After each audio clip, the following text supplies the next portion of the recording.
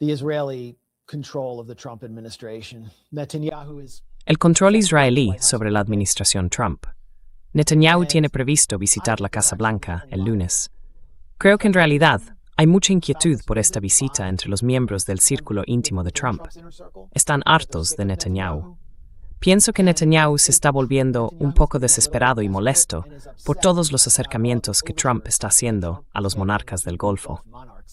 No es que los monarcas del Golfo estén necesariamente presentando una estructura alternativa al eje sionista transatlántico, sino que Trump puede haberse comprometido con ciertas políticas que contravienen las de Israel, en lugares como Siria, donde MBS, durante su reunión con Trump, le instó a mostrarse más amistoso con el gobierno de al-Assad, y Arabia Saudí quiere realizar muchas inversiones en Siria. Saudi Arabia wants to make a lot of investments in Syria, and in exchange, Saudi Arabia will pump tons Y a cambio, Arabia Saudí inyectará enormes cantidades de dinero en Trump Incorporated desde su fondo soberano a través de World Liberty Financial, que es el esquema de criptomonedas creado por los hijos de Trump.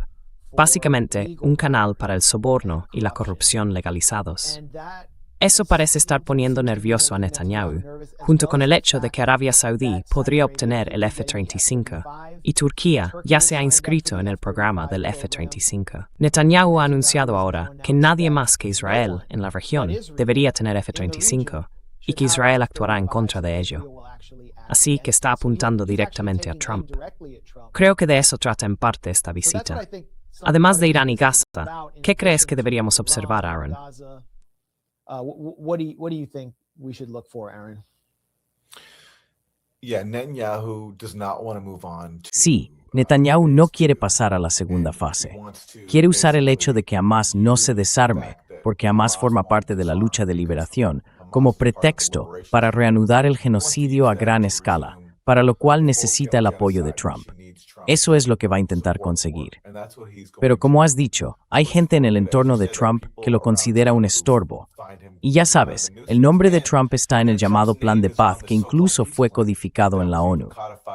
Así que, si ahora Trump se pone del lado de Netanyahu, estaría socavando, en la medida en que le importe, su propio supuesto plan de paz, en el que invirtió mucho esfuerzo para sacarlo adelante, incluso en la ONU, donde consiguió que todos se contuvieran bajo la amenaza de violencia, básicamente diciendo que si la violencia se reanuda en Gaza, entonces será culpa vuestra.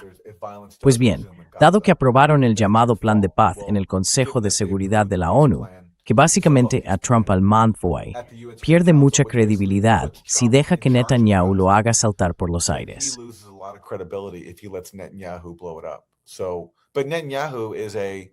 Así que Netanyahu es un fanático supremacista que no quiere conceder a Hamas ninguna legitimidad real. Creo que presionará para obtener el apoyo de Trump, junto con el respaldo de Trump a bombardear Irán una vez más, algo que desea porque Irán está reconstruyendo sus defensas aéreas. Pero sí, el hecho de que Trump haya forjado ahora lazos económicos más estrechos con el Golfo y que su nombre figure en el llamado Plan de Paz, creo que lo coloca en una posición difícil. Y de nuevo, todo depende de la dirección que quiera tomar, y nadie sabe realmente qué pasa por su cabeza. Hay personas como Lindsey Graham que, por supuesto, se lo permitirían. Lindsey Graham apareció recientemente en Meet the Press y dijo que había que dejarse de contemplaciones y que Israel debía tener libertad total para atacar a Hamas una vez más.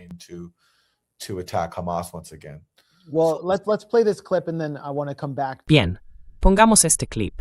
Y luego quiero volver al acuerdo de alto el fuego en Gaza, que obviamente se está rompiendo cada día. Después de eso, podemos hablar de si hay algún plan respecto a Irán.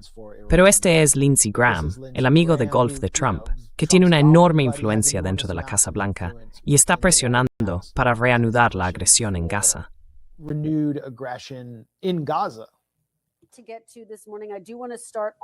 Quiero empezar por Oriente Medio, ya que estás allí en Tel Aviv. Acabas de reunirte con el primer ministro israelí, Benjamin Netanyahu.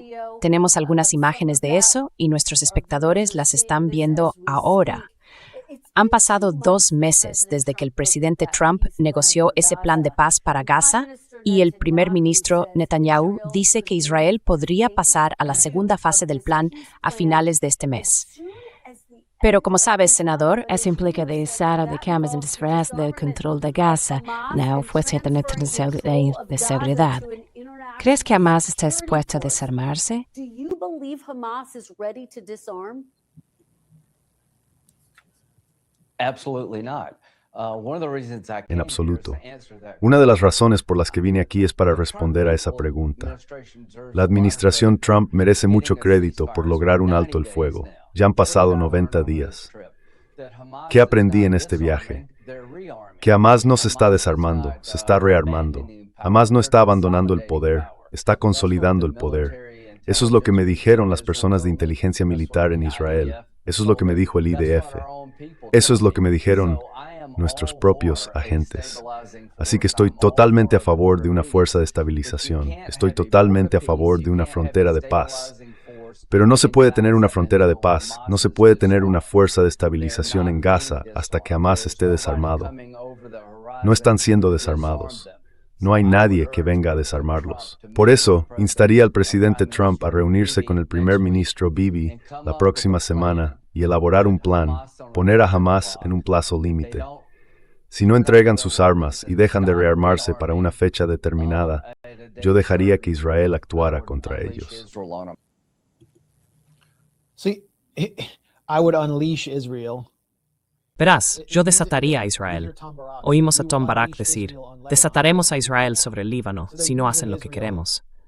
Así que están utilizando a Israel, la están presentando como una extensión del poder estadounidense. Pero la administración Trump creo que sabe que sería extremadamente peligroso políticamente, desde el punto de vista de Trump, reanudar por completo el genocidio en Gaza. No van a utilizar ni a desatar a Israel. Sería Israel quien desataría a Estados Unidos, o Israel se desataría sobre el propio sistema político estadounidense una vez más.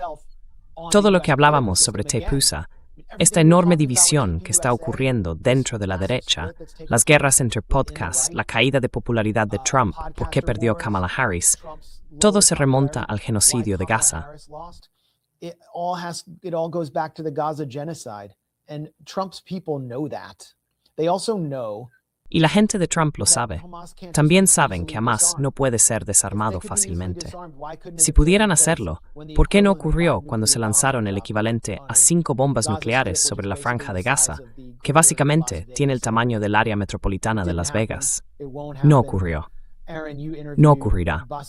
Aaron, entrevistaste a Bassem Naim, un alto negociador de Hamas, cuando estuviste en Doha, donde fuiste invitado a hablar en el foro de Doha. ¿Qué dijo sobre el desarme de Hamas y sobre la posibilidad de pasar de la primera a la segunda fase en el supuesto proceso de alto el fuego, el llamado proceso de alto el fuego?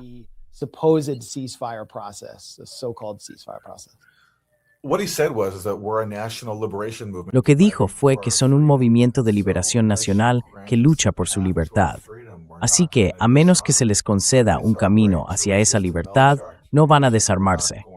Es su derecho resistir una ocupación militar, y no van a renunciar a ello. Pero luego añadió que si no se les va a ofrecer un camino hacia la autodeterminación, lo que estarían dispuestos a hacer sería al menos acordar una tregua a largo plazo en la que pudieran almacenar sus armas. Y durante ese tiempo podrían debatir un camino hacia la autodeterminación. Pero no van a desarmarse voluntariamente, porque desarmarse voluntariamente significaría abandonar voluntariamente su lucha por la libertad y su derecho a resistir una ocupación militar beligerante.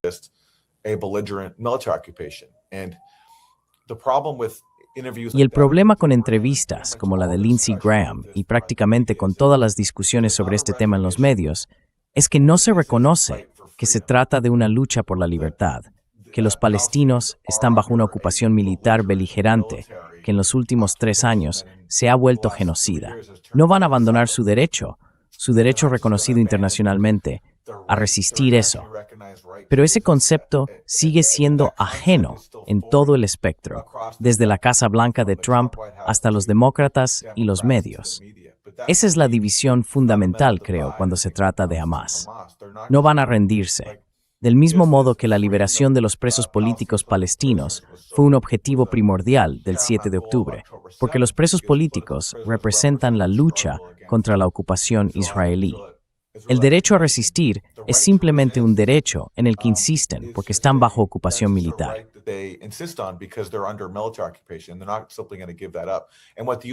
No van a renunciar a eso tan fácilmente. Lo que Estados Unidos e Israel quieren hacer es desarmar a Hamás sin concederle ningún camino hacia la autodeterminación.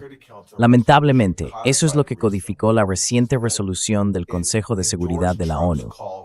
Respaldó el llamamiento de Trump para que Hamás se desarme sin afirmar que los palestinos tienen derecho a la autodeterminación, y repitió la frase vacía y condicional de Trump de que quizá algún día se les pondrá en el camino hacia la autodeterminación. Para cualquier palestino, sea cual sea su posición, eso no significa nada y no es suficiente. Por lo tanto, Hamás no va a desarmarse simplemente. Ahora bien, lo que hacen personas como Lindsey Graham es confundir el desarme con la renuncia al poder, porque Hamás ha dicho, renunciaremos al poder. No tienen problema con eso. De hecho, lo han ofrecido en repetidas ocasiones. Lo que no harán es enunciar el derecho a ocupación militar.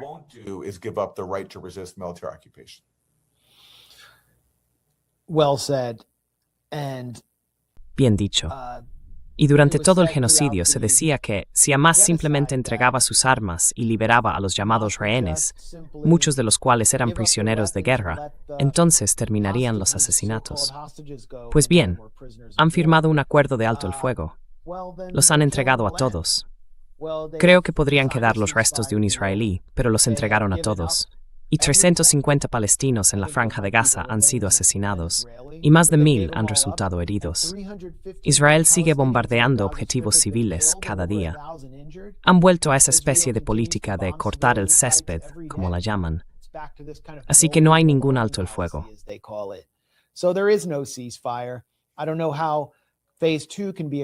No sé cómo se puede llevar a cabo la fase 2 cuando la fase 1 nunca se ha cumplido, y no hay ninguna presión por parte de Trump para lograrlo. Parte de la visita a Netanyahu será asegurarse de que no haya presión para pasar a una fase 2, que exigiría la retirada israelí. Israel está intentando quedarse con el 53% de la Franja de Gaza y han trazado esta nueva línea amarilla. Cada pocos días, personas de Gaza mueren intentando cruzar esa línea para llegar a sus hogares. Anoche Israel estuvo volando casas al otro lado de la línea amarilla. De nuevo, eso representa el 53% de Gaza.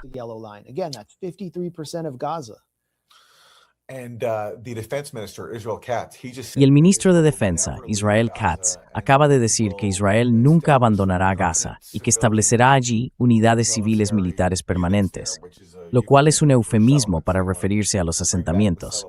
Quieren recuperar los asentamientos que desmantelaron en 2005. Ese es el proyecto israelí. Eso es lo que quieren que Trump respalde. Y si Trump acepta eso, una vez más estará demostrando ser un completo instrumento del Israel primero.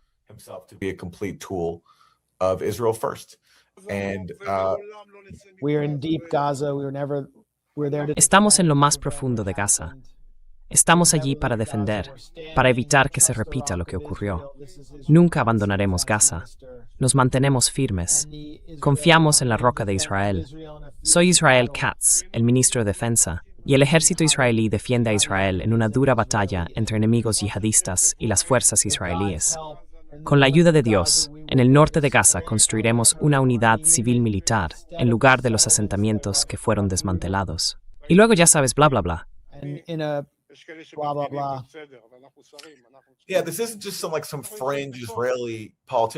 Sí, no se trata solo de un político israelí marginal. Es el ministro de Defensa quien lo dice. Y aún así, ya sabes, la administración Trump quiere que pensemos que es un socio fiable. Quiero decir, no les importa seguir humillando a Trump, porque lo único en lo que piensan es en su fanatismo como supremacistas judíos. No les importa cuántas veces ignoren el supuesto plan de paz de Trump, porque el plan de paz dice que Israel no ocupará Gaza de forma permanente. Remain, tigis, claramente, supone que enfermedad, en fin, sí. So here's what Netanyahu wants to get out of the meeting as well. Así que esto es lo que Netanyahu quiere sacar también de la reunión. O al menos eso es lo que dice. Parece que lo está insinuando. Publicó una imagen en Twitter, o su oficina la subió a las redes sociales, una imagen de él mismo en un bombardero furtivo con Trump. No sé si el ritmo de Drake era suyo, bueno, creo que era su ritmo de Drake. Y parece pensar que esa mezcla de EA conecta con Donald Trump. Pero ¿qué simboliza el bombardero B-2? Simboliza atacar a Irán, y está claro que hacia ahí quiere ir con todo esto. Israel lleva una semana en pánico por unos supuestos ejercicios iraníes con misiles balísticos. Al mismo tiempo, están difundiendo desinformación sobre que Irán solo posee 1000 misiles balísticos, probablemente para intentar tranquilizar a Trump y conseguir su apoyo. No creo que Israel tenga ninguna respuesta a la capacidad de misiles balísticos de Irán sin un refuerzo, apoyo e implicación directa masivos de Estados Unidos. Así que eso probablemente está sobre la mesa.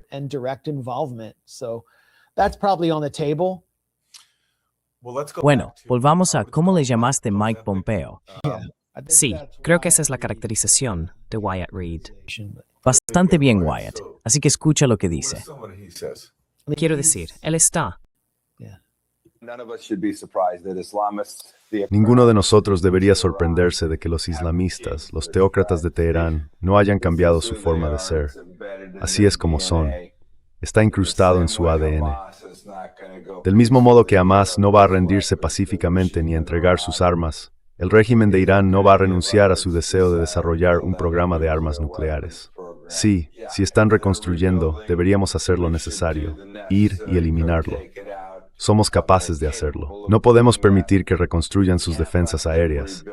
Eso haría más difícil cumplir esa misión. Por tanto, el tiempo será un factor crítico para asegurarnos de que los sistemas de defensa aérea de Irán no sean capaces de derribar aeronaves occidentales. Si lo hacemos, deberíamos seguir atacando su programa cada vez. That's an extraordinary statement. We can't let us. Esa es una afirmación extraordinaria. No podemos permitir que un país soberano reconstruya sus propias defensas aéreas, unas defensas que podrían derribar nuestros aviones cuando invadamos su espacio aéreo. Es increíble lo descarado que es en su imperialismo. Es como decir que no podemos permitir que un país se defienda y que antes de que siquiera tenga la capacidad de hacerlo, debemos eliminarlo. Porque fíjate, ahí confunde un programa nuclear con las defensas aéreas, que son dos cosas totalmente distintas. Y de nuevo, incluso al describir el programa nuclear de Irán, es engañoso, porque no tienen un programa de armas nucleares.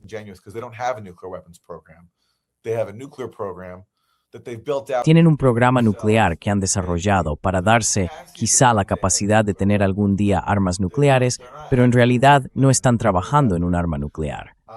Así que él está confundiendo muchas cosas distintas, pero está diciendo abiertamente que Irán no tiene derecho a defenderse. Y antes incluso de que construyan la capacidad de defenderse, tenemos que bombardearlos. Por eso Netanyahu aprovechó la oportunidad que tuvo en junio para bombardear Irán, porque Irán estaba haciendo precisamente eso, reconstruyendo sus defensas aéreas. Y eso es lo que él no quiere, porque afirma tener el derecho autoproclamado de atacar a Irán y cometer agresión contra él cuando le plazca.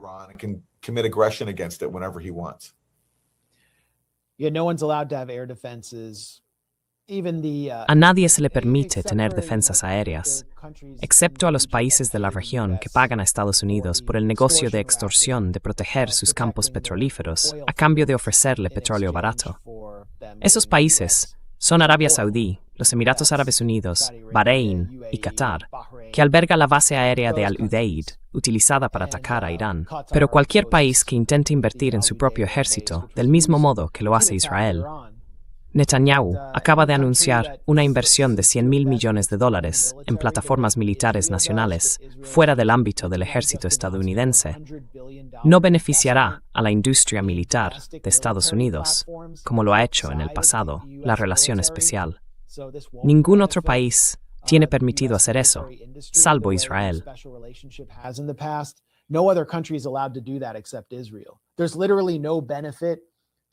Literalmente, no hay ningún beneficio para Estados Unidos en que Israel haga eso y desarrolle sus propias plataformas, pero son los únicos a los que se les permite hacerlo. ¿Por qué? Porque tienen un enorme lobby que domina la política estadounidense. Solo hay una razón por la que se les permite hacerlo, mientras que a otros países no se les permite tener defensas aéreas. De hecho, tienen que desarmarse. Ya ni siquiera pueden tener AK-47 en Gaza o en el Líbano, y de ahí viene toda la presión sobre el Líbano. Hezbollah no puede tener armas, así que el Líbano será atacado continuamente. Y Mike Pompeo, cada vez que lo veo, está más delgado. Es como si te inyectas suficiente Ozempic, acabas desapareciendo en el aire.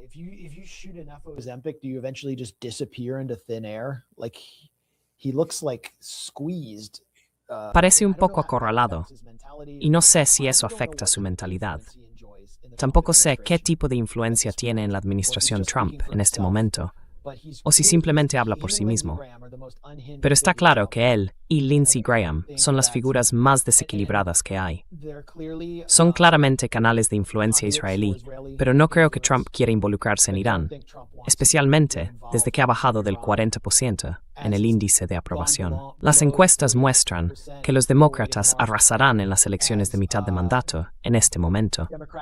No sé si esas encuestas resultarán ser precisas, pero creo que Trump está muy centrado en la política interna y en evitar ese tipo de escenario.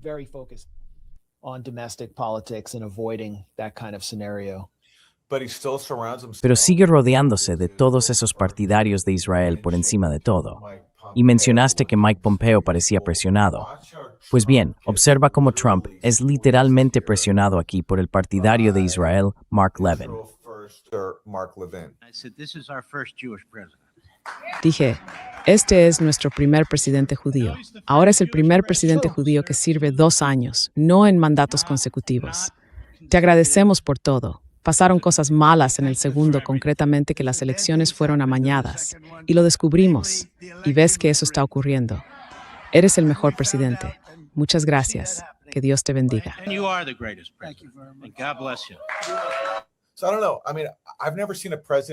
No lo sé. Quiero decir, nunca he visto que toquen físicamente a un presidente de esa manera, especialmente en un podio.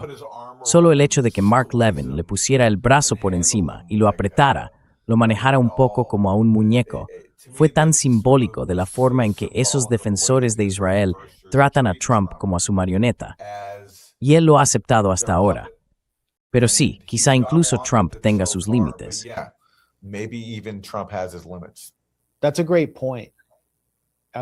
Es un gran punto. Me pregunto de quién más habría tolerado Trump algo así, porque Levin es claramente un representante de Netanyahu dentro de Estados Unidos. Era como si Netanyahu lo tratara como un padre a su hijo, y había un elemento de agresividad en ello. Trump parecía incómodo, y de repente desvió el tema, soltando un comentario sin relación sobre unas elecciones robadas y que lo llamaran el primer presidente judío.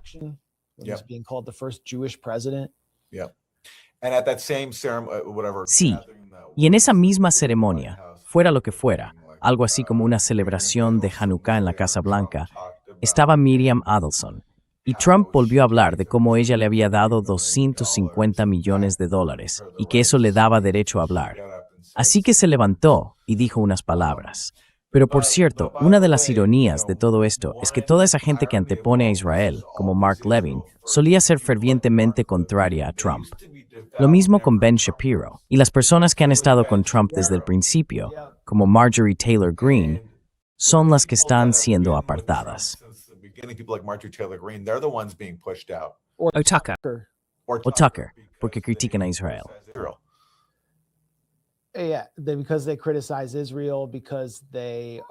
Sí, porque critican a Israel, porque en general son demasiado contrarios a la guerra. No hay lealtad ahí. Y ni siquiera creo que Trump sepa el tipo de reacción que ha provocado dentro de su propio movimiento. Pero puede que lo experimente o lo entienda mejor después de las elecciones de mitad de mandato. Ahora mismo hay una falta total de entusiasmo en la base de Trump. There's just such a lack of enthusiasm in Trump's base right now.